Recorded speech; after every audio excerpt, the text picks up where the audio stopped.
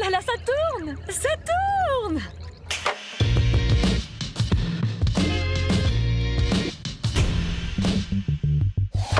Faites un tour dans le manège de cochons de Robert Delaunay, un peintre parisien de 35 ans qui rend hommage à la capitale de son cœur dans cette toile immense. Justement, nous sommes à Paris en 1922. Ce sont les années folles, pour ne pas dire complètement déjantées. On chante, on danse, on fête la vie dans des cabarets éclairés de mille feux grâce au développement récent de l'électricité. C'est cette lumière moderne qui fascine Delaunay et le pousse à inventer avec sa femme Sonia une nouvelle manière de peindre le monde en faisant chanter les couleurs. Un nouveau mouvement que leur ami poète Guillaume Apollinaire nommera orphisme.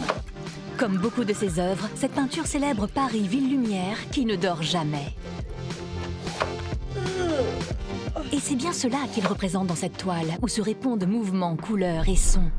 Vibrations, clignotements, éblouissements. C'est dans les effets de la lumière que Delaunay va puiser son inspiration afin de recréer son dynamisme. Il utilise le principe du contraste simultané en opposant les couleurs entre elles. Ton froid, ton chaud. Couleurs vives, couleurs claires. Delaunay fait valser les couleurs. Les corps disparaissent dans un tourbillon joyeux. On ne distingue plus que les silhouettes des montures du manège en forme de cochon et des jambes de femmes qui jaillissent vers nous. Dans le grand carré de la toile, tout n'est que ronds imbriqués et cercles concentriques.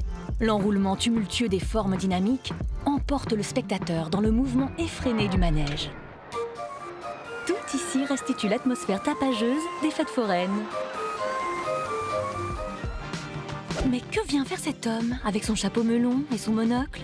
Il s'agit de Tristan Tzara, poète dadaïste.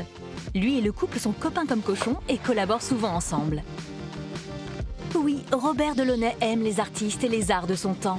Il va même créer des décors de théâtre et de ballet. D'ailleurs, l'œuvre sera utilisée 4 ans plus tard pour le film Le Petit Parigot. Mais ça, c'est une autre histoire.